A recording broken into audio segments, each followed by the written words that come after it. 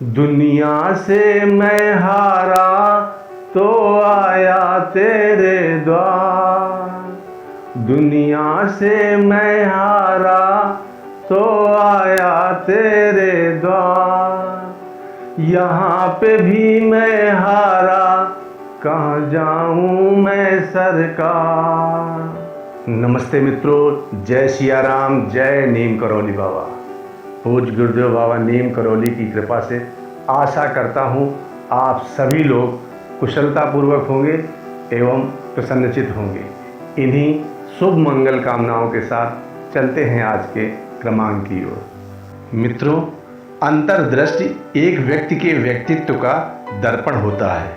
हम किसी वस्तु या व्यक्ति को वैसा नहीं देखते जैसा वह होता है, हम वैसा देखते हैं जैसा हम सोचते हैं।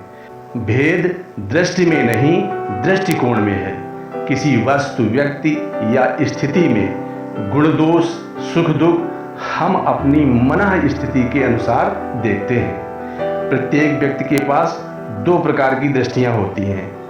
एक दृष्टि वह जो बाह्य जगत के बाह्य स्वरूप को दिखाती है, और दूसरी अंतर्दृष्टि जो देखे हुए वस्तु, व्यक्ति या स्थिति में भेद बताती है।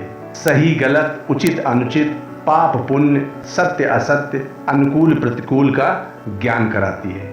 एक कहानी आती है, 4 लोगों ने एक स्त्री को देखा। उनमें से एक के मन में वात्सल्य की भावना आई, वात्सल्य अर्थात प्रेम की भावना आई। दूसरे के मन में पवित्रता की भावना, तीसरे के मन में सौंदर्य एवं काम की भावना, और चौथे के मन में मातृत्व की भावना उत्पन्न हुई। अब सबकी दृष्टि ने तो एक स्त्री को ही देखा, किंतु सबकी अंतर्दृष्टि का दृष्टिकोण भिन्न भिन्न है। उनमें से पिता ने वात्सल्य के भाव से, भाई ने पवित्रता के भाव से, पति ने सौंदर्य एवं काम के भाव से तथा पुत्र ने मातृत्व के भाव से देखा।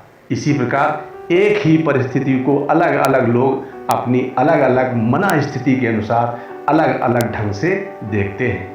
अपनी मना स्थिति के कारण कई लोग अनुकूल परिस्थिति में भी प्रतिकूलता की अनुभूति करते हैं, और कई लोग प्रतिकूल परिस्थिति को भी अनुकूल बना लेते हैं। एक बार की बात है, एक महात्मा अपने कुछ शिष्यों के साथ अपने आश्रम में रहते थे। एक दिन एक सेठ ने संतों का आश्रम देखकर आश्रम के लिए एक गाय दान की। शिष्यों ने महात्मा से कहा, गुरुदेव, एक सेठ ने हमारे आश्रम के लिए एक गाय दान की है। गुरुजी मुस्कुराए और कहा, अच्छा हुआ, सबको दूध पीने को मिलेगा। कुछ दिन बाद उस सेठ को लोगों ने भड़का दिया कि यह संतों का आश्रम नहीं है, यह तो पाखंडियों का अड्डा है। अतः वह सेठ अपनी गाय वापस ले गया।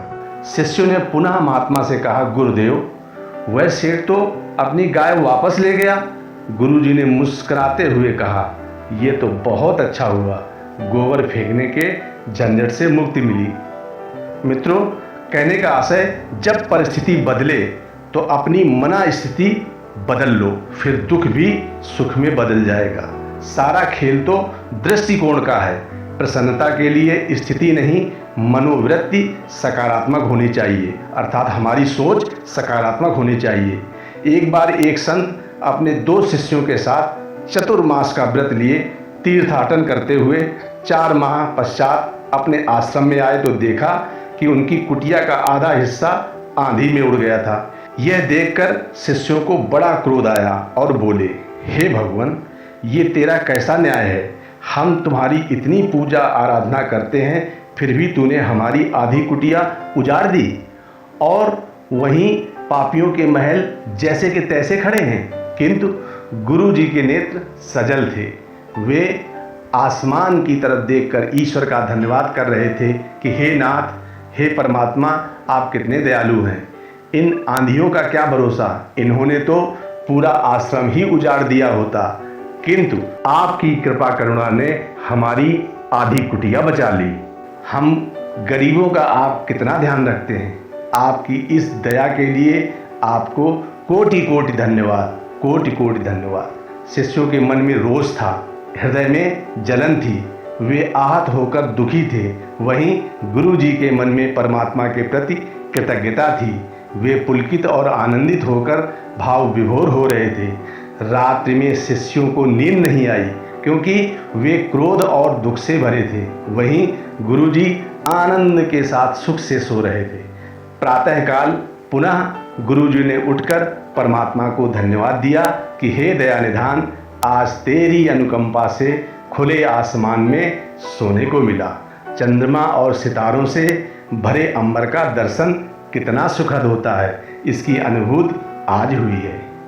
जब शिष्यों ने देखा तो बोले, गुरुदेव ये क्या पागलपन है, जिन्होंने हमारी कुटिया उजाड़ दी, आप उन्हें ही धन्यवाद कर रहे हैं। गुरुजी ने कहा, पुत्रो ये पागलपन नहीं है। जिस बात से दुख बढ़े वह जीवन दिशा गलत है, और जिस बात से आनंद बढ़ता हो वह जीवन दिशा सही है।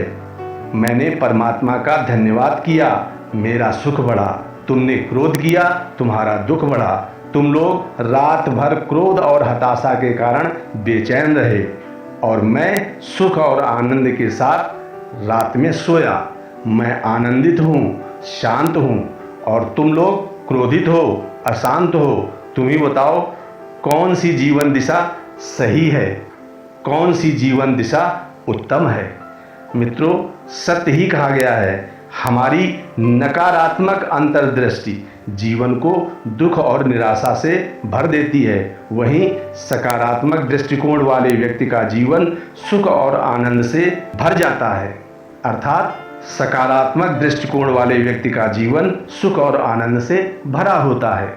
और इसलिए मित्रों, परिस्थिति कैसी भी हो, हर परिस्थिति में सकारात्मक सोच रखनी चाहिए, क्योंकि सकारात्मक सोच हमें आनंद और सुख प्रदान करती है, जबकि नकारात्मक सोच हमें क्रोध और अशांति में ले जाती है।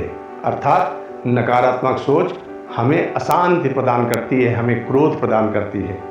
और इसलिए मित्रों, यदि हम अपने जीवन को सफल बनाना चाहते हैं, हम अपने भाग्य को चमकाना चाहते हैं, तो हमें सकारात्मक सोच को अपनाना ही होगा, क्योंकि सकारात्मक सोच हमें उच्च स्तर पर ले जाती है। हमें अपने विचारों को सकारात्मक रखना होता है, क्योंकि जब हम अपने विचारों को सकारात्मक रखते हैं तो हमारा जीवन बदल जाता है। मित्रों, आज का क्रमांक कैसा लगा कमेंट करके अवश्य बताएं। नमस्ते मित्रों, जय सिया राम, जय नीम करौली बाबा।